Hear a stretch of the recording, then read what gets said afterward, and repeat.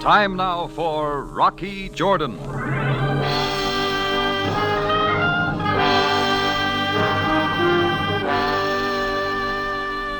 There's nothing I like better than a good game of poker.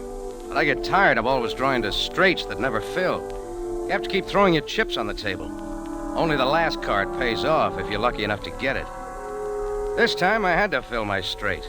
The stakes were too high.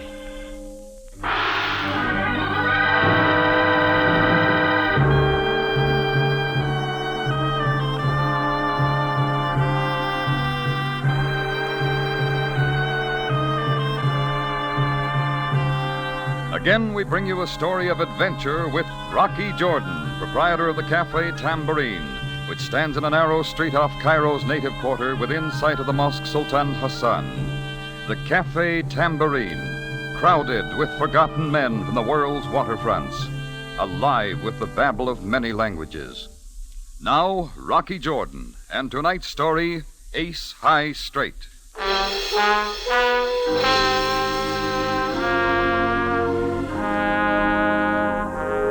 I had spent half the night before in a poker game, and I always kept drawing to straights that didn't fill. Finally, I cashed in what chips I had left, wrote out an IOU for plenty, and went home to the Tambourine to bed. Even in my sleep, I kept drawing to inside straights and outside straights that never filled. I got up late the next morning, and knowing my gambling friend would soon be around for his dough, I took a bag of money out of the safe in my office. I had just sat down at my desk to count it out when Chris, my bartender, came in. Hey, Rocky. Guy named Jack wants to talk to you on the front payphone. Jack who? I don't know. Just said Jack wants to talk to you. Yeah, you said that. Why'd he call me on the payphone? Oh, shall I give him your office number? Smart thinking, Chris. Do that. Sure, Rocky. Oh, and there's a man been asking to see you out front. I told him he was busy. What's his name? Mr. Queen. Jack and Queen. Not bad with the first two cards. Cards, Rocky? Skip it. I still got poker in the brain. You want me to send him away? No, I'll see what he wants. Might as well take the phone call while I'm out there. I'll watch the money on my desk till I get back, huh? Sure, Rocky.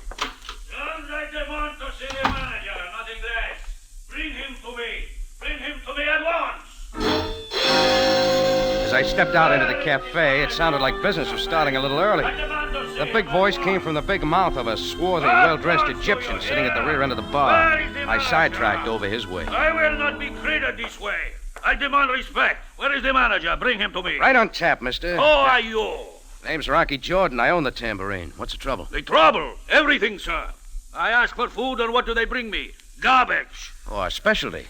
Now The listen. drinks are abominable. And where is your bartender? The service is unspeakable. Then try the Hotel Shepherd. Why come slumming here? No, you are insulting. Do you know who I am? I am Tom King. Tom King! Never heard of you. Take my advice and get some sleep. This is no time. Enough, sir. I will show you what I think of the Cafe Tambourine. Okay, Kingpin. Now we go bye-bye. Come on. Stop it, sir. Get your hands off me. I am warning you. I twisted Tom and King's arm behind him, escorted him the full length of the bar, out the front door, and discarded him with a shove 2 doors down. He retreated, still shouting insults. I brushed my hands and strolled back into the cafe. It's routine.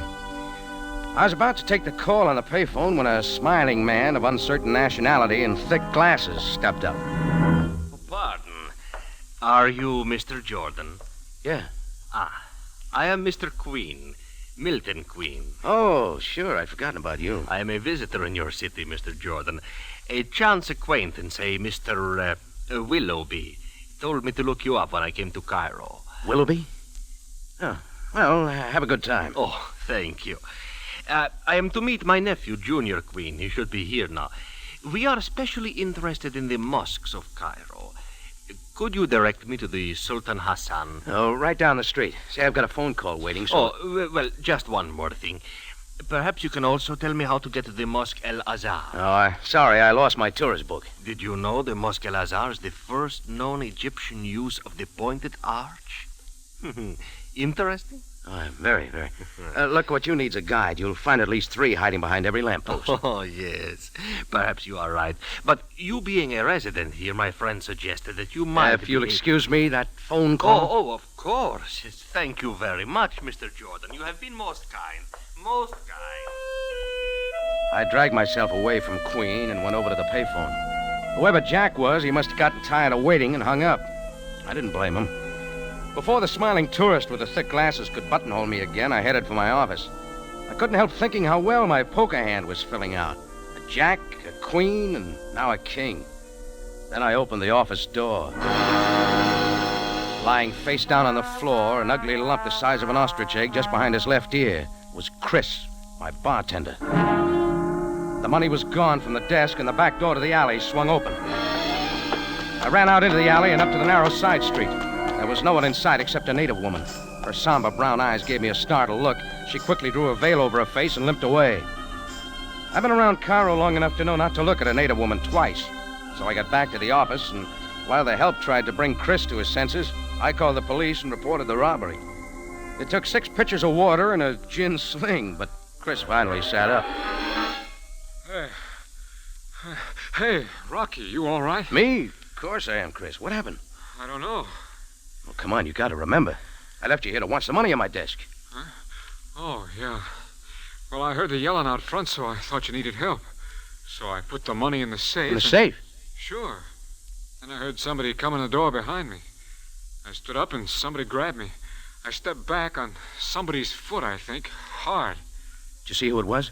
No, I guess that's when I got slugged. You sure you put the money in the safe? Oh, ain't it there? We'll have a look.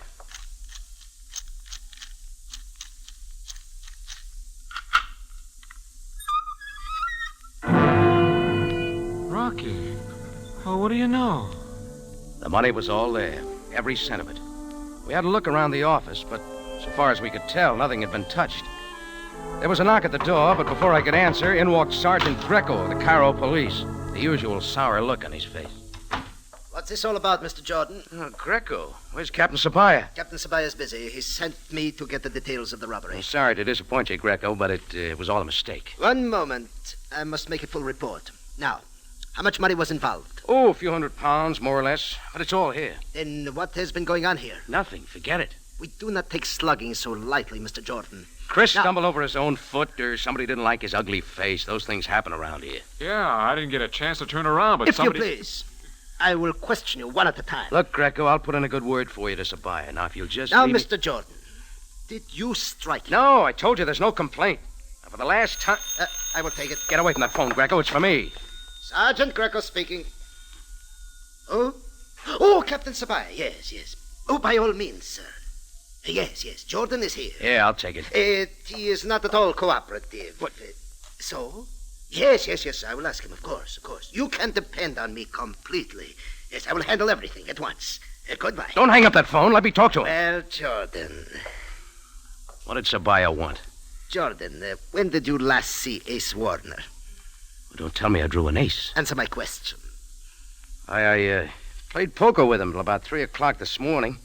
Remind me not to send him a greeting card this year. Why not? Oh, you won a little too easily, I thought. But I asked for it. I'll pay him off. You won't, Jordan. Ace Warner was just found in his casino, shot to death. Maybe somebody will give me a black tie for Christmas. I believe you own a .45 caliber automatic, Jordan. Now, look, Greco, you can do better than that. I am instructed to conduct a routine investigation. Let me see the gun. Okay. I keep it in my desk drawer. Haven't touched it in 6 weeks. Well, Jordan? Here you are, Greco. And you'll find my fingerprints on it. Thank you. Having fun, Greco? Has not been fired recently. Oh, disappointed? Now, what is in these other drawers? Greco, get out of those drawers or get a search warrant. Wait. Another gun, Jordan. How did that get there? Let me see it. Don't touch it. Mm-hmm. A definite smell of cordite. 2 shells missing. This automatic has been fired within the last 12 hours. It's a plant if I ever saw one. I would deliver this gun to Captain Sabaya for his inspection. And under the circumstances, you, Jordan, will accompany me to the Cairo jail.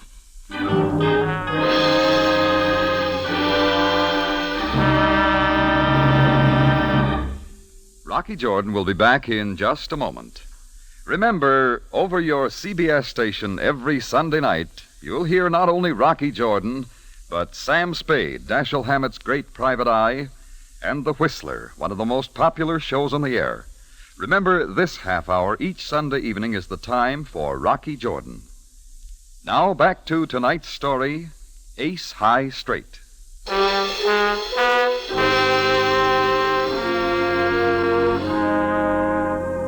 I was well on my way to an Ace High Straight. A phone call from a guy named Jack who didn't wait for me to answer. A loud Egyptian named King and a smiling tourist named Queen. And finally, a murdered gambler named Ace. I wondered when the 10 would show up to fill my straight.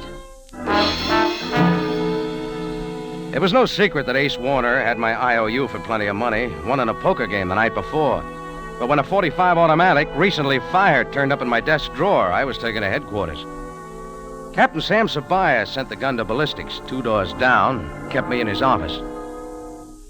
Jordan, I had hoped there would someday be a murder in Cairo in which you were not involved. Just keep trying, Sam. Now, you were about to give me one of your fantastic theories. Nothing fantastic about it. The killer knew I owed Ace Warner too much dough after that poker game last night. So he planted his gun in my desk to throw the blame on me. You seem quite certain that gun killed Ace Warner. What's your idea, Sam? Never mind, go on. Somebody contrived to get me out of my office while his accomplice entered it from the alley. He didn't count on finding Chris there. Where was I? Calm yourself, Jordan. Ballistics must fire the gun to compare bullets. Sure. Jordan, supposing you are right, can you suggest who contrived to get you out of your office? It could be any one of 3. Somebody named Jack called me on the front payphone just before this happened. Jack who? I don't know. By the time I answered, he'd hung up. Then a swarthy Egyptian named Taman King started a phony one-man riot in the cafe. I had to throw him out. Taman King. And the third? Well, after I got rid of King... Sam, how many times do they have to... Go on, Jordan. Well, a tourist with thick glasses named Milton Queen buttonholed me at the door. I had trouble getting rid of him. Any one of those 3 could have given the accomplice plenty of time to get in the alley door to my office. One moment. Sabaya speaking. You are sure? No, not at present. That will be all. Caught him out, Sam? Jordan, Ace Warner was killed with the gun found in your desk drawer. A surprise. Now suppose you continue your story, all of it. I've told you everything, Sam. How about talking to Chris? For one thing, he thinks he stepped on somebody's foot. He's a big fella. I have his statement. Jordan, I will release you for the present. In the meantime, let me suggest... Did I give up a weekend at my country estate? Sure, Sam. I'll stay in Cairo. Watch me. I got out quick before Sam could change his mind and was on my way back to the Tambourine. Now all I had to do was find a 10 spot to fill my straight. I also wanted a better look at a couple of cards named King and Queen. As I walked into my cafe, Chris nodded his head painfully toward a man sitting at a front table. The man got up and drooped his way toward me, like an underfed dog with its tail between its legs. The Egyptian one-man riot, Taman King. Mr. Jordan, I've been waiting to see you. Get the glasses off the bar, Chris. No, please, Mr. Jordan, I want to apologize. Why didn't you bring your whole card with you? I don't understand. Your helper who delivered the gun. Mr. Jordan, I am afraid you are confused. I created a disturbance here this morning. My actions were inexcusable. I could phrase it a different way. You see, I had been drinking all night. There have been things on my mind. Like murder? Oh, please, worries.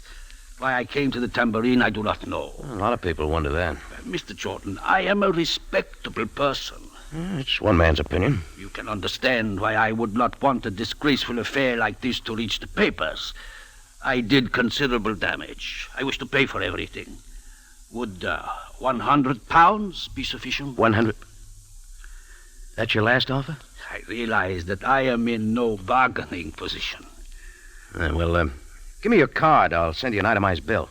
You are very kind, Mr. Jordan. And you will tell no one? Well, that depends. Keep in touch with me, King. He handed me his card and backed out the door, bowing all the way. I asked Chris if the guy named Jack had called again. He hadn't. There was a chance I could learn something about Ace Warner to help me find my 10. So I taxied over to his gambling joint on the other side of town. A lone policeman was on guard out front, but he let me in. One of Ace's boys was in a back room testing a roulette wheel. Maxie? Hi, Rock. Watch your 13 coming up. Watch it. See? 13. What'd I tell you? Yeah, I see. Works something like that poker game I was in last night. Yeah, Rock. Sorry about that. We had to fix to clean out a couple of the other boys. They had some tricks, too. There was too much dough on the table. Ace couldn't afford it. You know Ace is dead? Yeah. 23 this time. Watch it. What do you know about the killing? I tell you, Rock. Watch it now. 23 coming up. 23, just like I said. Come on, what do you know about the killing? Nothing, Rock. Not a thing. Who were his enemies? Who's the angel behind this affair? Angel? It's funny. How do you know? Know what? That was his girlfriend. Ace met her in France or someplace. Quite a dish, Rocky. He was getting rid of her dough. Why? He got most of it anyhow. She's too jumpy. Scared her husband show up. You know what the husband's name was? Let's see, no, I forgot it. 4 this time. Try to remember, Maxie. Was it King, maybe? King? Yeah, King, that's it. How do you know? I didn't. Where's Angel hiding these days? Got no idea. Hey, wait, Rock. Watch this 4. Sorry, Maxie. Time for the next deal. Things were beginning to gel now, but I still needed a 10 to fill my straight. I figured I'd find it back to back with a King. Tom and King had given me his address down toward the river on the other side of the bazaar. It takes a taxi all day to get through the bazaar, so I walked. Ordinarily, I like to take in the bazaar, get a kick out of the snake charmers, who always play a little louder when a tourist walks by. I tossed a tattered musician a couple of piastres, and I saw a familiar-looking veiled native woman coming up from behind. She limped, like the one I saw on the side street off the Tambourine that morning. I wasn't sure she saw me, so I dodged into a booth and waited for her to pass. Effendi, you like my rugs? Yeah, sure, but not this time. Only 2 Egyptian pounds, Effendi, for this. Feel of it. No, not interested, sorry. I see you bargain well, Effendi. Only for you 1 pound. Look, I got a rug. Now, don't bother me. Effendi, you will ruin me. Half a pound and 40 piastres. I'm not buying anything. Let it go of me, will you? Very well, but only for you, Effendi. Half a pound. No less, not a million less. Wait, come back. Tara! By the time I got out of the booth and shook the excited peddler off, the veiled native woman was way down the street. I thought I saw her turn in somewhere. I wasn't sure. Anyhow, I couldn't have followed her. Like I said, a foreigner doesn't look at a veiled woman twice if he values his life. So I hurried on down the street. As I passed an open-air cafe, I changed my course again. Another one of my cards had turned up. He sat at a secluded table sipping tea. Across from him sat a shy, brown-eyed boy of uncertain age. I went up to their table. Why, Mr. Jordan. Mr. Milton Queen, I believe. This is a pleasure. May I present my nephew, Junior Queen? How do you do, sir? Oh, yes, we've met. We have? Why, oh no, I was to meet him this morning, but he had not arrived when I talked to you. Oh, yeah, of course. A logical mistake. Ever play poker, Mr. Queen? Poker? No, I'm so sorry. So kind of you to invite me. I just thought you might know Ace Warner. Warner? Ace? No, I'm afraid not. But I would enjoy meeting him. There are so many friendly people in Cairo. Oh, Mr. Jordan, I must confess a very foolish mistake. You must? You will recall I said the Mosque El Azhar was the first Egyptian example of the pointed arch? Mm-hmm. I was wrong. It was the Ahmed Ibn Tulun. Stupid of me, but... Think nothing of it. See you later, Mr. Queen. You too, Junior. Goodbye, sir. Oh, won't you have some tea with us, Mr. Jordan? Tea? No thanks. Kills the taste of the lemon.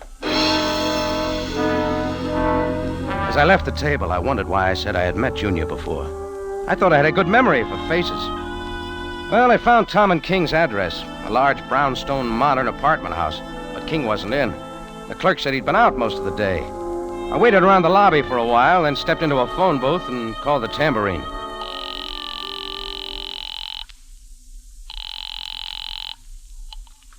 Cafe Tambourine. Chris, this is Rocky. Did that fellow named Jack ever call me back? No, never did.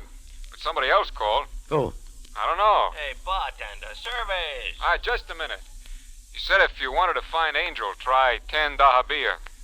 10 dahabiyah. What else? That's all. He hung up. Oh, great. Now you can do something. What, Rocky? Hang up. Well, it looked like I finally had that 10 to fill my ace high straight. I remembered the paddle streamers along the Nile are known as dahabiyahs. Then I thought again. Swank little houseboats anchored along the Nile are called the same thing. A 5-minute walk from King's Place took me to Dahabi at number 10. I walked up the narrow awning-covered gangplank that led to the little deck and knocked at the door. Who is it? The name's Jordan. I don't want to see anyone. Wait, I... Sorry, Blue Eyes. I gotta talk to you. Who did you say you were? Rocky Jordan. I was a friend of Ace Warner's. Oh. Well, how did you find me here? Oh, I just filled a straight, and there you were. I don't understand. Straight. Oh, well, if you mean you want a drink, it's on the side cabinet. Go ahead. Thanks. I believe I will. I'm sorry I couldn't get it for you, but you see, my foot. Yeah, I noticed it. Why did you come here, Mr. Jordan? To find your husband. My husband? Did you know you had one? Well, I have not seen him since I left Bordeaux. You had better go, Mr. Jordan. Oh, sure. But the next time you see Mr. King, tell him I said hello, huh? Mr. King? Who is he? Isn't that his name? I don't know what you are talking about. Now, kindly get out of here. Yeah, I'm going. Oh, one more question, Angel. What happened to your foot? A camel stepped on it. Well, it seemed almost too easy. But just in case Sam Sabaya hadn't already found the answer, I figured I'd throw in my 2 bits. So at the nearest payphone, I put in a hurry-up call to headquarters. Captain Sabaya speaking. Sam, it's Rocky. Well, Jordan, you did stay in Cairo. I'll make it short and sweet in case you still want to know who killed Ace Warner. You mean you can tell me? All wrapped up neat like a package from Santa Claus. Try a man named Tom King at 1114 Fingal Place. Jordan, I have already talked to Mr. King. And next, look up a blue-eyed beauty named Angel. Or didn't you know Tom King was her husband? This is news, Jordan. All right, add it up, Sam. While King got me out of my office at the Tambourine with his drunk act, Angel put the gun on my desk. She still has a sore foot. That lovely creature knocked Chris out? Well, she had to. Then made her getaway disguised as an Arab woman, maybe. Ridiculous, Jordan. How do you explain Sam, the if I figure this any farther, you'd have to put me on your payroll. Come on, better be on your way. Well, from there on, it was Sam's baby. 10 Dahabia did it.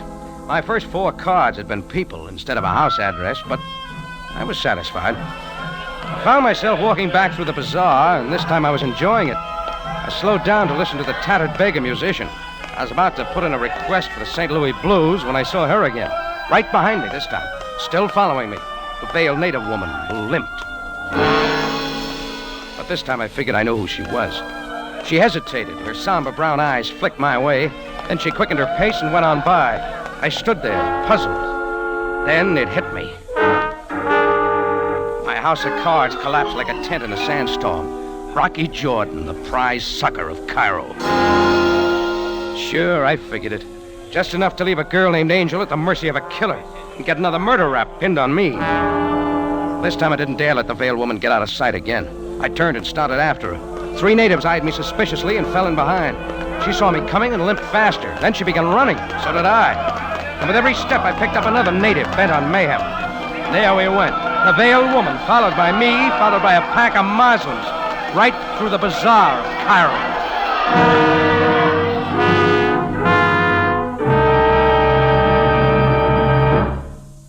Rocky Jordan returns in a matter of seconds with the ending of tonight's story. Here's a note of importance to you listeners who like top-flight adventure mysteries. Rocky Jordan joins Sam Spade and the Whistler to make this CBS threesome the best mystery adventure listening on the air. Remember that this is the time you will hear Rocky Jordan every Sunday night. And you'll want to hear, too, Sam Spade and the Whistler, top-notch mystery on CBS. Now for the ending of tonight's story, Ace High Straight.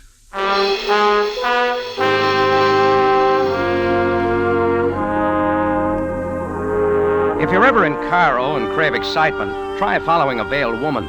You'll get it. I did better than that. I chased this woman at a dead run, past the beggars and the snake charmers and the street vendors of the crowded bazaar. A pack of natives on my tail were beginning to close in. One big boy tried to block my path. I bowled him over and gathered speed again. I'd picked up 3 blocks and 30 more natives when I caught her. She gave me quite a tussle. Let go! Let go of me! Turn around and face it. No! No! My veil! It's coming off quick and everything with it. Oh! Yeah! Look her over, folks. She's not a native, and she's not a woman. He's Uncle's little nephew, Junior Queen. Right then, the cop in the corner came pushing through the crowd. I turned Junior Queen over to him for safekeeping and gave him a message for Sabaya. Within 2 minutes, the pack of natives had faded away like a snowman in the desert.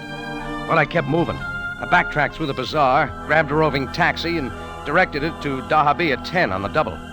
We got there in record time. I hit the pier running, crossed it, and went up the canopied gangplank that led to Angel's little houseboat on the Nile. I didn't stop to knock. It seems I was just in time. Oh, Rocky, you are here. Close the door, Mr. Jordan, and lock it. Oh, This is most convenient. I see you found another gun, Queen. Oh, Rocky, Milton was Shut going up, to... Angel. Yes, I know. Maxie's memory was bad. Your husband's name is Queen, not King. Oh, yes. A natural mistake. Now that you know, it makes no difference. Naturally. You killed Ace Warner. And he wants to kill me, Rocky. And I will. Oh, The husband doesn't appreciate his wife leaving him, especially when she takes his last cent and gives to a no-good gambler. no. No, but So you killed him and planted the gun in my office. Then you sent me here to Angel's, planning to kill her after I left. You were a little slow, Queen. Not at all, Jordan. Now that you are here, it will be even more simple. I don't know why you came back. Oh, but just to we- clear up a mistake, Queen. I thought Angel's address filled my straight. I was wrong. I should have known I was holding the Joker all the time. Very wild Joker. Joker? Yeah. Junior Queen. Your shy little nephew. Yes. He is not my nephew. No. You hired him to disguise himself as a native woman, knowing I wouldn't dare follow him. He planted the gun on my desk. But when Sabaya released me, you had Junior keep up the masquerade and tail me, just in case. You narrate quite well, Jordan. What comes next? When you introduced me to Junior in the bazaar, I was sure I'd seen that brown-eyed face before. I finally remembered. It was the face on the native woman in the side street off my cafe this morning. Junior was careless with his veil. I will reprimand him. The police will enjoy such an incredible story, Jordan. After they find Angel dead and know that you have been here. Oh, Milton, please, no. Go ahead, Queen. Shoot her. Get it over with. Oh. What? Rocky, what are you saying? Oh, please don't What do you let think him Sam kill me. Sabaya has been doing since he talked to Junior? To Junior? Where is he? Locked up in the Cairo jail. No. The police know everything, Queen. If you doubt me, look out the front window. Oh, I don't. It's an old trick, but it worked. As Queen turned toward the front, I reached out and knocked off his thick glasses. He whirled and started firing blindly. I grabbed Angel and dragged her to the floor, but the bullets didn't hit anywhere near us. Just then, Sam Sabaya started pounding on the front door. Queen dropped the gun, ran through the back room, and the last I saw him, he was disappearing through an open window. Jordan, you here. Where's Milton Queen? Get out your water wings, Sam. Milton went for a swim. Greco, get after him. But, Captain, I cannot swim. It is an order, Greco. All right. If Don't worry, Greco. It's only 3 feet deep. You'll find Queen among the bulrushes. Now, Jordan, about Angel. Is she... No, she's not dead. She's passed out. I must have stepped on her sore foot when I pulled her down. Yes. She's suffering only mild shock. You know, that's something I'm still trying to figure out, Sam. How did she hurt that foot? Her foot, Jordan? Why, I received a full report on the accident yesterday. Yeah? What happened? A camel stepped on it.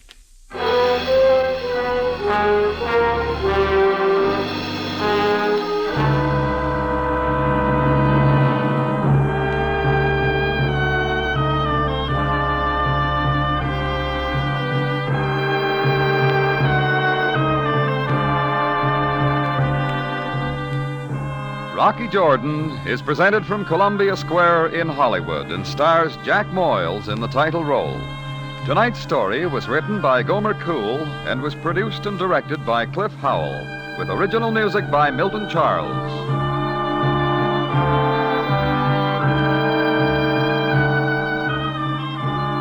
This is CBS, the Columbia Broadcasting System.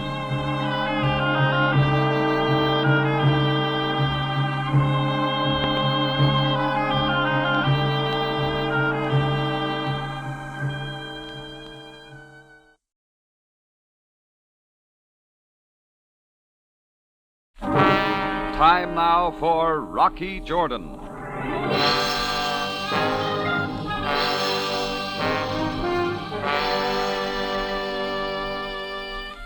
can't always be right, but with the practice I've had, it doesn't take long to spot a phony. She had on low tan Oxford shoes, service-weight hose that disappeared under the hem of a very new-lookish tweed suit. Her hair was plastered down in a severe updo that left her ears sticking out as perfect resting places for the brown tortoiseshell arms of her glasses. She was carrying a brown leather briefcase, and the end of her nose was tilted just a little as if something smelled. I thought so, too.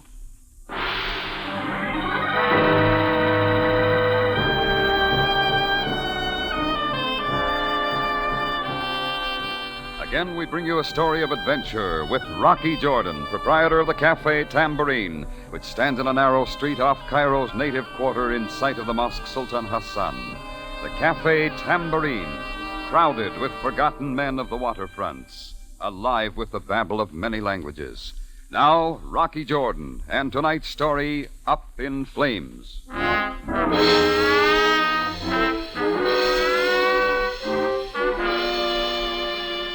Yeah, from her hairdo to her round-toed Oxford shoes, she looked 100% businesswoman.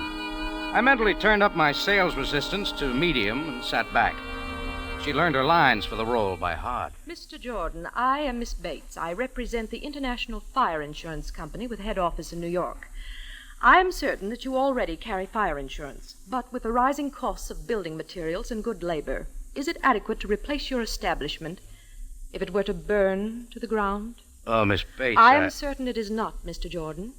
My company, sensing the trend of the upward spiral in replacement costs, has decided to extend for this fiscal period an added inducement policy covering the differential in costs that has developed. Now, look, Miss Bates, no doubt what you say is true, but I'm not interested in any more fire insurance. Mr. Jordan, your attitude is typical. But under the current circumstances, don't you think it would be wise to reconsider? What circumstances, Miss Bates? Surely, Mr. Jordan, you must be aware of the unusual number of major fires in Cairo in the last 3 months. All right, sister, drop the act. What's the pitch? Mr. Jordan, you do me a great injustice. In almost Oh, excuse every me. case... Hello, Cafe Tambourine. Hello, Rocky Jordan. Speaking. Oh, Rocky, this is Lefty Miller. I met you in the back room of Gus Gimlick's snooker parlor, remember? Oh, yeah. How's the broken nose and cauliflower ear business? Same as always, Rocky. I'm in a semi-final bout tonight at the American Club. You coming to the fight? Oh, I thought I'd drop in. Why? I'd like to have you come down to my dressing room before my fight. I got a little favor to ask. Why not ask me now? I can't, Rocky. It's something personal. It takes too long to explain over the phone. What do you say, Rocky, huh? Oh, okay, Lefty. I'll stop by. Swell, Rocky. I'll leave a ringside ticket for you at the information desk. Ah, thanks. Don't mention it. See you tonight, Rock. Goodbye. Now, Mr. Jordan, Oh, you still here, Miss Bates? here's my business card. Both day and night telephone numbers are on it in case you wish to reconsider. One never knows when a conflagration might cause irreplaceable loss. Oh, I'm certain one doesn't, Miss Bates. Well, if I change my mind, I'll let you know. Mr. Jordan, Mr. Agrazian, who owned the frozen food lockers at 937 Kamal Street, Mr. Tanut, who owned the hotel at 3014 Shari El Modafar, and Mr. Shoop, who owned the drugstore at the corner of Vakil and Canal, felt exactly as you do. Now, since their establishments have been completely destroyed by fire, they are very glad they reconsidered and took out adequate protection with my company. You might check with them, Mr. Jordan. They might help you to change your mind.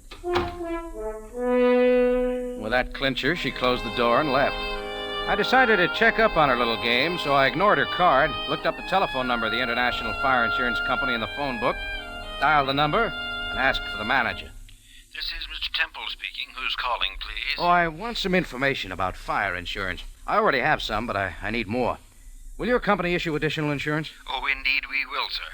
In fact, at this very time, our company, sensing the trend of the upward spiral in replacement costs, has decided to extend for this fiscal period an added inducement policy covering the differential in costs that has developed. Oh, that's fine. Now, if I wanted a salesman to call, who might I expect? I will arrange to have our star salesperson contact you in the morning. Her name is Miss Bates. Who is this calling, please? That was what I figured was wrong with the deal. It was too pat. Everything fitted together too well. No flaws. And maybe Sam could spot one. So I called him. Cairo Police, Captain Sabaya. Jordan, Sam. Well, what is it now, Jordan? How many bodies and where are they? No bodies, Sam. Just me. Is this a pleasure call? Oh, could be. How's about taking the night off and going to the fights at the American Club with me? Oh, I would be delighted, Jordan. Only Commissioner Ballowmead takes a rather dim view of his men relaxing in such a manner while on duty. Oh, it's too bad, Sam. Some other time then, huh? Oh, Sam. Now it comes out. All right, Jordan, let's have it from the beginning. You're in a rut. All I want's some information. I'm waiting. You got any leads on who's been setting all the fires we've been having lately? Jordan, if you know something we do Calm not... down. I haven't got a thing. What about all those fires? Well, every one of them, causes unknown, owners away at the time, no evidence of arson. Luckily, most of them were adequately insured. With the International Fire Insurance Company, Sam? How did you know that, Jordan? Were the claims paid? Every one of them, Jordan. What are you running into? A blank wall, Sam. See you later. I decided to forget about Miss Bates and her fire insurance. I had about 2.5 hours to kill, so I did a very strange thing. Went out into my cafe, sat down, and had a steak on the house. It wasn't bad. Maybe I should do it more often.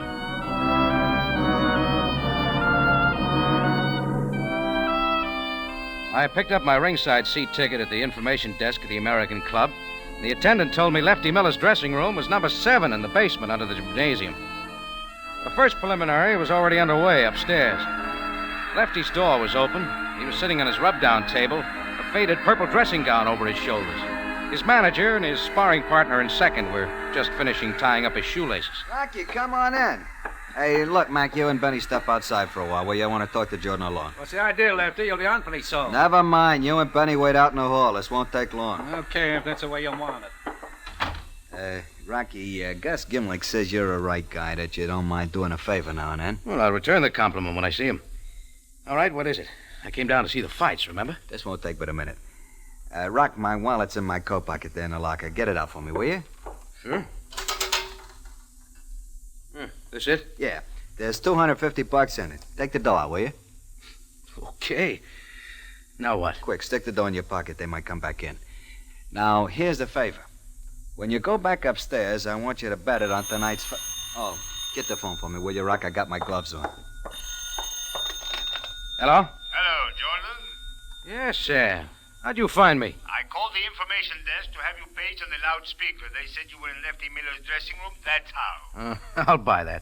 What do you want, Sam? Jordan, if any of my men stop you as you are hurrying back to the tambourine, tell them you are going to a fire. What's that? I'm trying to tell you, it just came over the teletype machine. The tambourine, your cafe, is on fire. Thanks, Sam. I'm on my way. Hey, Jordan, where you going? I ain't finished. No time to explain, Lefty.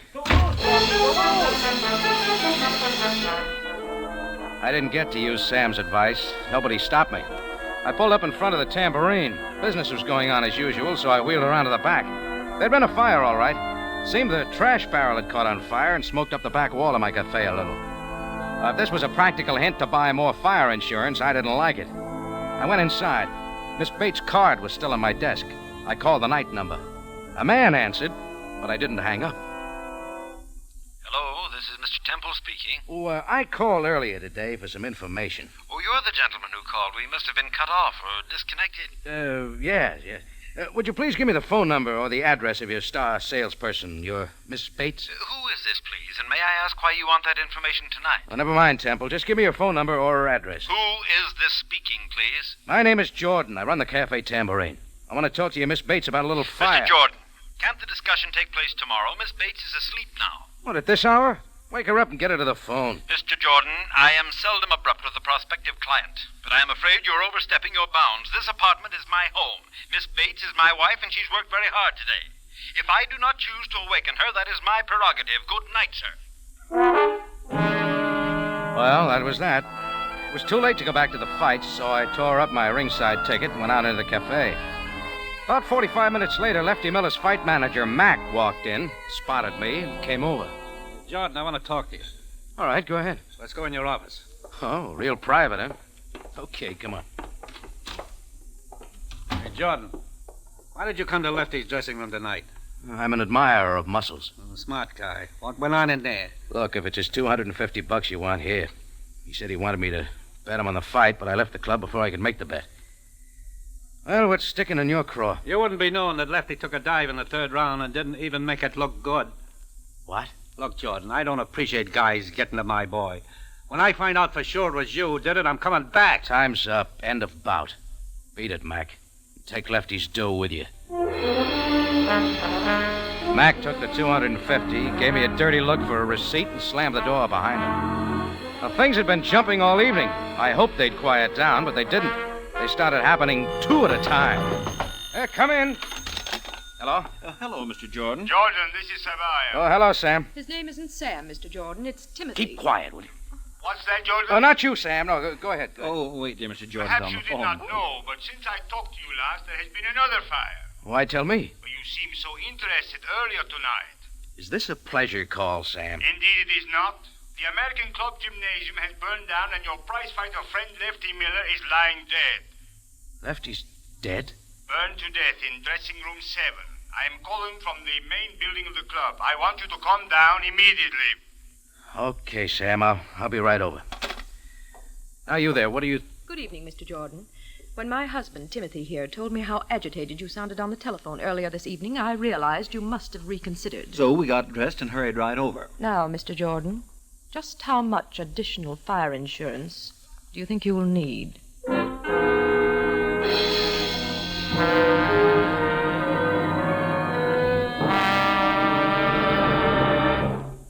Rocky Jordan returns in just a moment. On New Year's Day, CBS will devote every facility to accurately bring you the happenings in Pasadena, all the beauty and color of the parade, and the thrilling play-by-play description of the Rose Bowl game. Now back to Rocky Jordan and tonight's story, Up in Flames.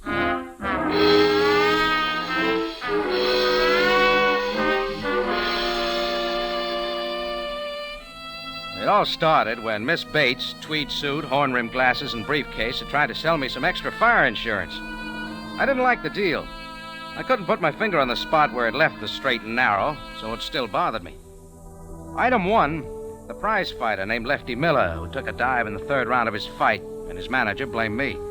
Item 2, a fire in back of my cafe tambourine. Item 3, and this is where things started happening two at a time, Sam Sabaya called me on the phone. And at the same time, at 11 o'clock at night, who should walk into my office but that certain Miss Bates and her husband, Mr. Temple. Subject, fire insurance. I said, Mr. Jordan, how much additional fire insurance do you think you'll need? Well, look, something has just come up that's going to delay my decision. But, Mr. Jordan, you see The American Club gym is burned down. Oh, good Lord, another one. And a prize fighter was burned to death in his dressing room. Oh, how awful. And Captain Sam Sabaya wants me to come right over, so if you'll both pardon me... We'll do more than pardon you, Mr. Jordan. We'll drive you down there. Come on.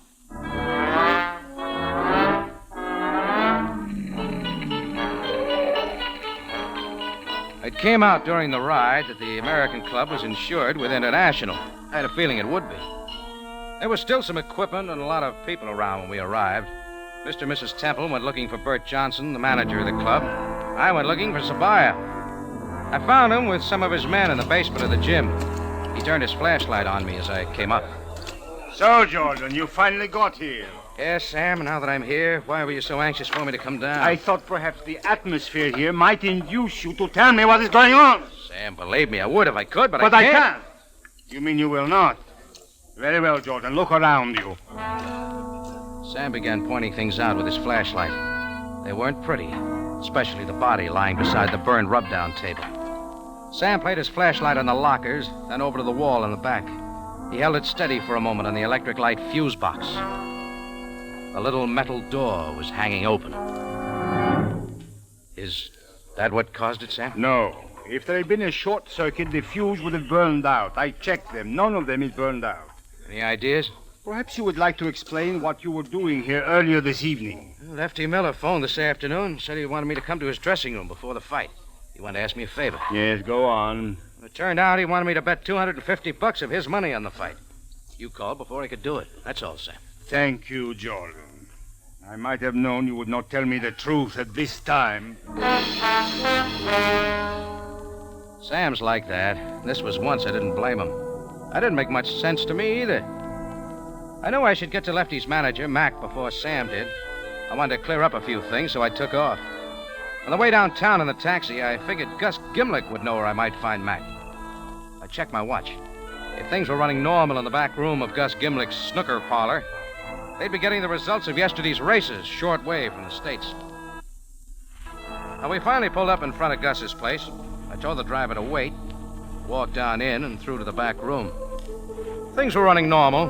They were waiting for the results of the fifth, the Tanforan. It wasn't hard to spot Gus, even in the crowd. He was all Greek and a yard wide. Weighed a little over 300 pounds. He looked up from a form chart as I walked over. Hello, Rocky. You'll have to hurry if you want to get a bet down. The fifth is about to start. Horses are entering the starting. Oh, thanks, just same, Gus. I'll sit this one out. Suit yourself, Rocky. You got something on your mind? Yeah. You know Lefty Miller's fight manager, Gus? His name's Mac. They're all in the starting. Yes, I know Mac. He's not very smart, but he's honest. Why? Well, I want to get in touch with him. Know where I might find him? And there they go. Yeah, the fifth race is started. Blue Flash is going to the front. Ernie Keltner is second. Maximilian is third. Day's End is fourth. Flying Knight is fifth. And up in flames. Where can I find him, Gus? Later, Rocky, after the race. Blue Flash in front by a nose. Ernie Keltner is second by 1 length. Day's End is pulling up between horses. It is now third. Maximilian is fourth. Flying Knight and up in flames. Who's the favorite, Gus? Day's End. But most of these guys got bets on the long side. Up in flames. Up in flames. Ernie Keltner is third. Flying Knight is fourth. Maximilian is fifth. And up in flames. Up in flames. They said it was a hot tip, Rocky. Day's End is second by half a length. Flying Knight is third. Ernie Keltner is fourth. Up in flames is fifth. And Maximilian. And there goes Up in Flames. He found a hole in the rail and is moving up between horses. God, Gus, your bankroll's going up in flames. It's Blue Flash, Day's End, and Up in Flames. Now it's Day's End and Blue Flash and Up in Flames. They're in a drive and coming down to the line of finish. It's Day's End and Up in Flames. And Up in Flames gets up to win it by a nose. Day's End is second, and Ernie Keltner is third in front of Blue Flash. Too bad, Gus. Can't win all the time. Don't worry, Rocky. I'll get it back. There are still 2 races to go. Now they'll all bet on the long shots. I hope they do, Gus. But to get back to where I can find Mac. Oh, yes. I don't know where he lives, but he hangs around Lefty's apartment all the time. It's 847 St. George Street. 847 St. George Street turned out to be a medium-sized apartment house in a middle-class neighborhood. I paid the driver and walked up the 6 stone steps to the entranceway. The entrance light was burned out, so I scratched a match. The name Lefty Miller was on the mailbox, numbered 311. I started to flick out the match and stopped. Just under it, on the mailbox, numbered 211, was the name Mr. and Mrs. Timothy Temple. It was a mild shock, but I'd been waiting for something like this all evening. Things had to tie together, and maybe this was it. I went upstairs and knocked on the door just under where it said 311. I hoped the door would open. It did. And I got another shock. This one gave me the full treatment. Well, Rocky Jordan, come in, come in. It was Lefty Miller, and very much alive. Come in, Rocky, come on in. I went in. Lefty seemed glad to see me. While I stood there trying to believe my eyes, I noticed on a long table about 5 or 6 radios with their parts scattered all around them. I'm glad you dropped by, Rocky. Did you get that bet down on me to lose? This may come as sort of a mild surprise, Lefty, but not more than an hour ago. I left your dead body lying in 3 inches of sooty water in what was left of dressing room 7 after the fire. My dead body? Fire? What fire? You don't know that the American Club gym burned down? Well, no, Rocky, but what do you mean? There was a body in your dressing room that everyone figured was you. Good Lord, Benny. Benny? Yeah, my sparring partner in second. Rocky, this is awful. They'll say I killed him. Well, did you? No. I'll admit we had a quarrel. I knocked him out, but I didn't kill him. Wait a minute. You said just now, did I get the bet down on you to lose? That's what Benny and I had to fight about. I didn't tell him I was going to take that dive in the 3rd round. And it was a phony dive. Sure, I admit it. Benny bet on me to win. He was sore about it. He swung on me after Mac left. I let him have one on the chin, left him lying on the rub-down table. I turned out the lights, closed the door, and left, that's all. Hey, you didn't bet my money on me to win, did you? I didn't bet your money at all. I gave it to Mac when he came over to my cafe later. So that's where he went. Maybe he figured you got me to take the dive. Why did you? That was Gus Gimlick's idea. I owed him some money. Some horses, I bet on, decided not to come in. He said if I take the dive in the 3rd round, he'd cancel a debt. That's a quick way to end your fight career. As far as I'm concerned, it's over right now. I wasn't making any dough in a fight game. Not enough bouts. I've been making my rent money repairing radios. It's quite a hobby for a prize fighter? I picked it up during the war. Essential industry kept me out of the Army. Oh. Hey, let me show you the combination screwdriver and soldering iron I invented. No, some other time. Hey, what did you come here for, Rocky? I was looking for Mac to convince him I didn't get you to take the dive. I guess it won't be necessary now. No, I guess not, Rocky. Go in already? Yeah, but you'd better stick around. I think you're going to have another visitor. An official one. Lefty shrugged his shoulders, picked up his combination screwdriver and soldering iron, and turned towards the table with the dismantled radios. I closed the door and walked down 3 flights to the front entrance. The timing was perfect. Sam's limousine pulled up at the curb just as I was going down the 6 stone steps. Jordan! Jordan, what were you doing in there? Talking to a very much alive dead man, Sam. You'll find his story very interesting. No doubt, Jordan. The body is not that of Lefty Miller, but of his sparring partner and second, Benny Myers. Miller was seen leaving the club quite some time before the fire. Yeah. Jordan, a penny for your thoughts. You just rang a bell, Sam. See you later. Jordan, come back here! I guess Sam figured he knew where he could find me later, because he didn't follow me. I grabbed a taxi at the corner and headed for dressing room 7 of the American Club gym. I didn't ask for permission, and nobody tried to stop me. Just as the 4th match was burning my finger, I found what I was looking for. 14 minutes later, I pulled up at 937 Kemal Street at the charred remains of Mr. Agrazian's frozen food lockers. The next stop was 3014 Shariel Modafar, and what used to be Mr. Tanut's small hotel. From there, we wheeled around and went to what used to be Mr. Shoup's drugstore at the corner of Bakil and Canal. Then I gave the driver the address of 847 St. George Street and settled back to count my evening's loot. Adding them up carefully, they would just come to the price of the new American airmail postcard.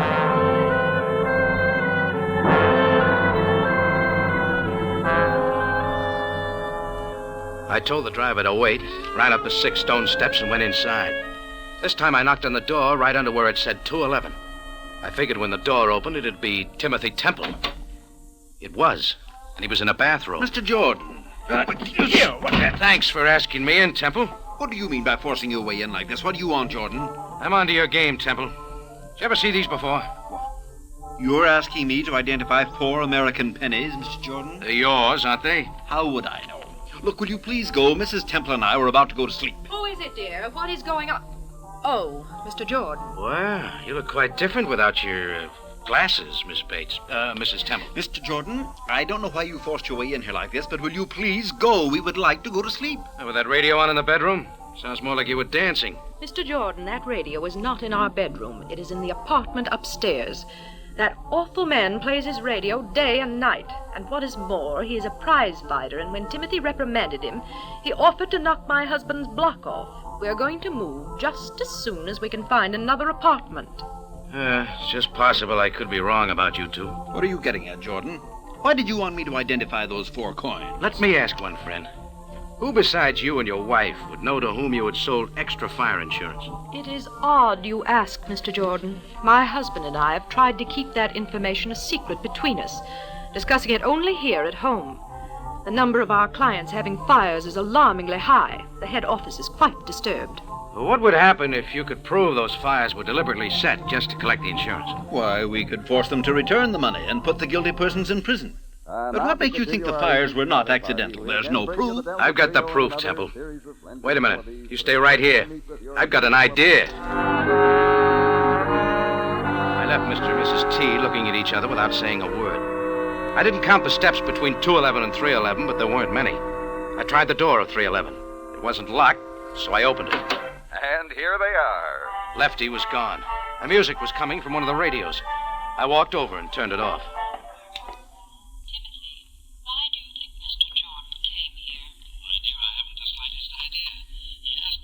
Mr. and Mrs. Temple's voices were coming out of a pair of headphones lying on Lefty's work table. It all fit now. I had my answers. I walked over to the phone and called Sam. Cairo Police. Captain Zabaya. Jordan, Sam. Any of your boys around this time of night? Certainly. Why? If they want to know where you're taking them, tell them you're going to a fire. Jordan, what are you talking about? No time for details, Sam. Meet me at my cafe as soon as you can. Maybe we can catch the guy red-handed. I think somebody's getting ready to set fire to the tambourine. Hurry, Sam.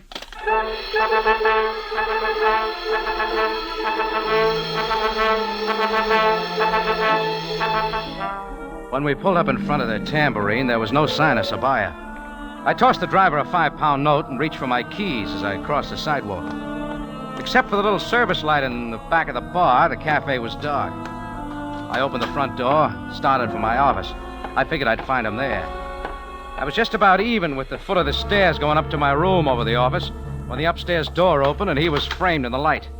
I started up the stairs after him. He met me halfway and proved the theory that what goes up must come down.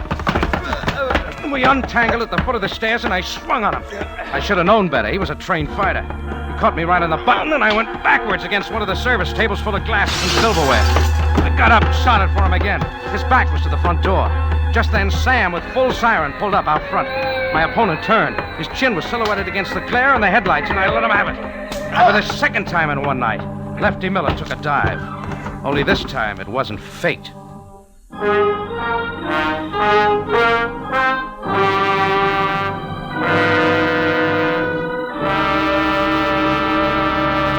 Rocky Jordan returns in a matter of seconds with the ending of tonight's story.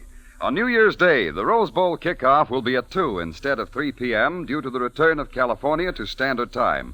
Remember to enjoy both the Tournament of Roses and the Rose Bowl game on your local CBS station New Year's Day. Now back to Rocky Jordan for the ending of tonight's story. Well,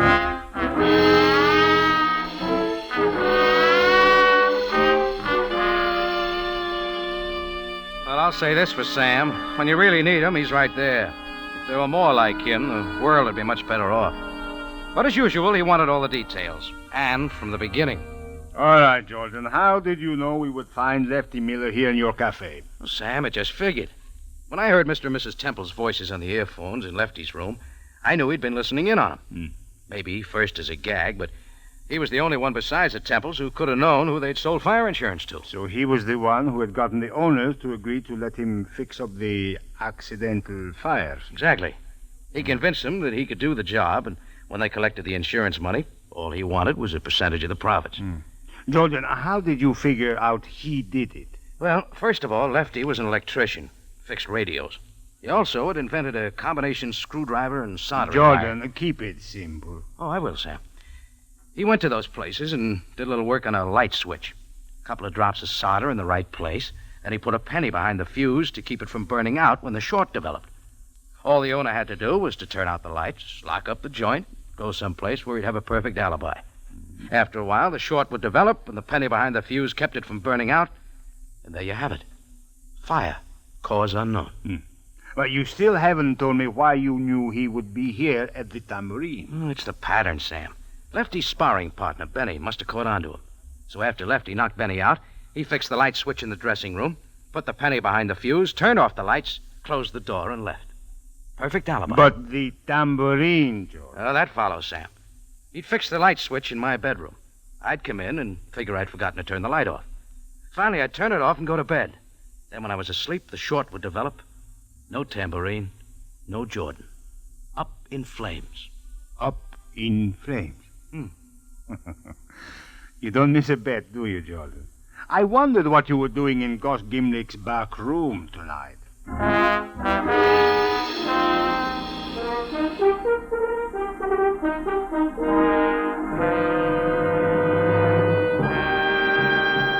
Rocky Jordan is presented from Columbia Square in Hollywood and stars Jack Moyles in the title role.